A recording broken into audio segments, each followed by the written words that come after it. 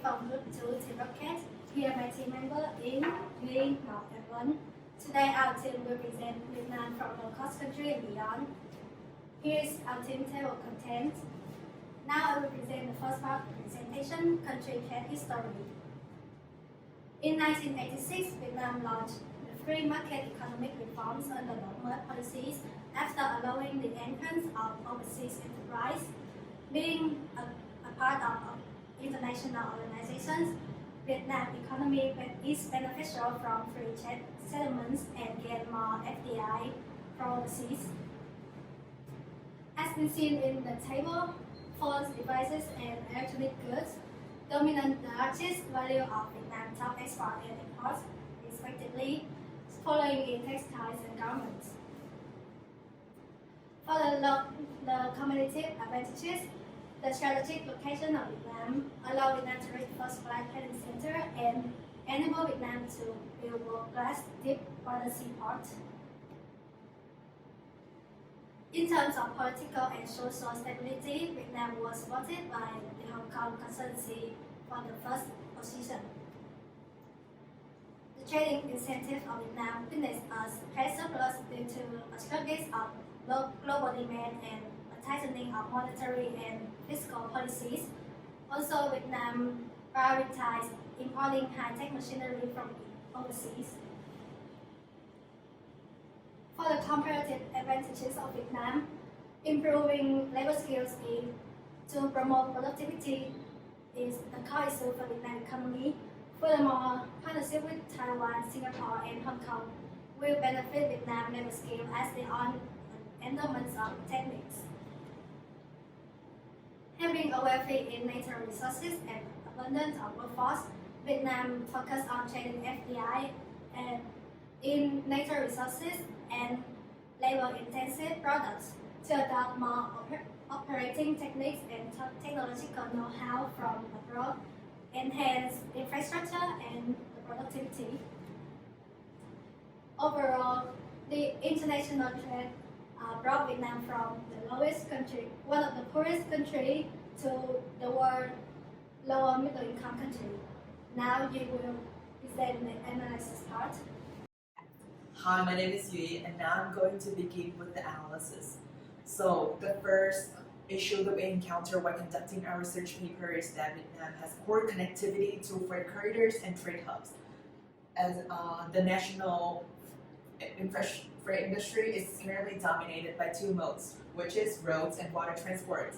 In terms of roads, they facilitate almost 76% of freight and nearly 94% of passenger transport. However, only 20% of the road system is paved, while 40% remains in poor condition. As cargo shipment relies heavily on trucking rather than railway, the Vietnam's geographic length can hike delivery costs from Ho Chi Minh City and Mekong Delta to the northern and central trade hubs. Additionally, congestion caused by deficient and poor quality highway infrastructure reduce the time and the load capacity of truck shipment. Therefore, higher logistic costs will incur, leading to lower business competitiveness. Regarding the water transport, both coastal shipping line and inland waterways support 3/4 of the national freight shipments. However, some seaports are lack of capacity to handle transshipment from and to inland water vessels.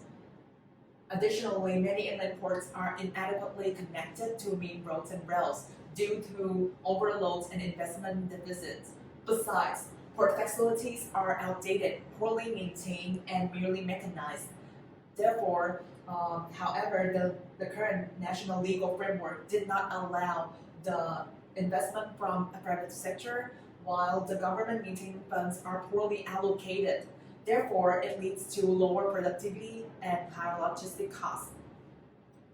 Overall, the Vietnam's economic performance is likely to be outshined by regional peers due to underqualified logistics and freight infrastructure. Vietnam's infrastructure is reported to rank at 79 out of 144 countries in the world. Therefore, investment in infrastructure to improve connectivity and productivity is an optimal solution for growth. And my friend E will continue with the analysis. Hello, my name is Ying, and to depict further challenges Vietnam is facing, I would now analyze our current trading policies. First of all, about tariffs. So most of the imports and exports goods to Vietnam are charged with tariffs. For imported goods, the highest rates are for luxury goods. There are three kinds: import tax, value-added tax, commonly 10%, and special consumption tax. The government will design the rates based on preferential, special preferential, and non-preferential taxes for trade partners. For exported goods, the tax commonly is 0 to 45% and mostly relief on Vietnamese goods. However, for natural resources, timbers, and metal particles will have specific taxes. With the trade liberalization, Vietnam has signed a lot of bilateral trade agreement with regional and international partners like Asian, Korea, or most recently the CPTPP and EVFTA with EU, which I believe will facilitate Vietnam's growth further. The government also supports small and medium enterprises by reducing tax as well as issue account stimuli, land use exemption, subsidies for research and development activities, as well as the Common Effective Preferential Tariff program, in which reduced taxes on Vietnamese goods to 0 to 5%. Also, with the trade liberalization, especially increases in export, has attracted a lot of investment from abroad, and the most common entry mode is from 100% foreign-owned enterprises. These are the significant players within the market currently, and the government. Through our interview with Zenmo, we can also know that the company also benefits from the VGETA, which is the bilateral trade agreement between Vietnam and Japan, and as well as the government's incentives in research and development. However, they also disclose that they face a lot of obstacles when operating within Vietnam. From our interview and analysis, we can see that Vietnam is facing increasing domestic competition due to the increase in FTA and FDI that facilitate access to foreign goods at a lower price. 77% of Vietnamese customers are found to choose imported goods rather than Vietnamese made, and this is also a reason why Zenmo developed as an exporter for external clients rather than develop within Vietnam, because it's hard for them to gain market share. The second challenge is from the complex and prolonging bureaucratic procedure, because the government is not 100% facilitating market liberalization, as there's still conditional sectors requiring a lot of intervention from the Prime Minister, and there is a very complex hierarchy involving a lot of provincial officials and ministries, as well as the inconsistent in law practices with a lot of corruption throughout the country. And this will affect investor perspective on Vietnam business environment a lot, and we can see with a shift from joint venture to 100% owned ventures. Last but not least is the unequal allocation of investment, because most of the FDIs concentrate in the industrialized regions like Saigon, Hanoi, or Benzone, and this will widen the income as well as the human capital gap throughout the country and hinder Vietnam to grow as a whole. So now my friends will continue with the recommendation. Hi, so next up I'll continue with the recommendations, as transportation costs impact in purchasing prices during the trading transactions. By that, the act of reducing that may help Vietnam to compete with other markets. So first of all, we should have an investment in technologies. There are three main things that we can focus on, which are the automatic machinery, the big data, and the QR technologies. In detail, the automatic machineries help elevate the efficiency of trading services and assisting companies in gaining high returns. On the other hand, the big data, which has the high-speed data transmission, the tremendous capacity of cloud services, and the globally accessible information can be optimized to reduce the cost. And also, the QR technologies can store, classify, and process customer and product information with high transparency in minimal time.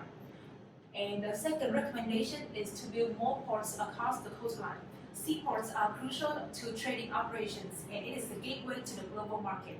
With the strategic geography of long coastline and the location connecting with many trade hubs, the government can build more world-class seaports as well as improving the current infrastructure to extend the capacity, and it can also satisfy the current demands of traders globally.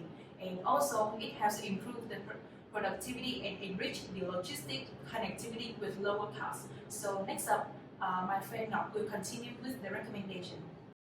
In order to protect the local companies, the government is suggested to increase its tariff rate quota, which is known as the quantity limits for foreign exports to a host country at a certain tariff rate. And this tariff rate will increase when the traders exceed such boundaries. And the benefits for applying the tariff rate quotas to the micro and macroeconomics of a nation includes that it helps government to secure the domestic companies from severe competition, and it also generates funds for government spending as well as allows country to import more as long as they accept the over quota tariffs. So there are two sectors that the government should increase its tariff rate quota. That's included the rice and the car sector. Rice sector is recommended due to its vulnerability to the severe climate change that makes it difficult for local firms to maintain the high quality. On the other hand, car sector also needed protection since VinFast is the only current firm that is operating in this market, and now VinFast has to face severe competition from international brands such as Toyota. Furthermore, in order to improve its infrastructure, we also suggest the government to generate funds for amendments by increasing its taxes. It was recorded that Vietnam tax revenue plummeted significantly, which mainly caused by the tax incentives offering to businesses. Therefore, we suggest that government should decrease tax incentives and also increase business duties, and they can also increase fee charges to vehicle users in order to gain more funds to improve its infrastructure. Nonetheless, this process needed to be done with transparency, and the fund needs to be distributed with fairness to serve societal needs. Lastly, this government can also gain funds from removing tariffs by signing more deals with developed countries and also remove tariff barriers, which will help Vietnam to increase its import and export values as well as enjoy the benefits that FDI offers. Given that Vietnam is an emerging economy, technology and knowledge spillover will tremendously support Vietnam to facilitate its transportation mechanism. So, in conclusion, from our presentation, we have identified 4 key issues that Vietnam's economy is currently facing, as well as suggest for the government 3 different recommendations that Vietnam can apply to overcome those challenges. So that is the end of our presentation, and thank you so much for listening.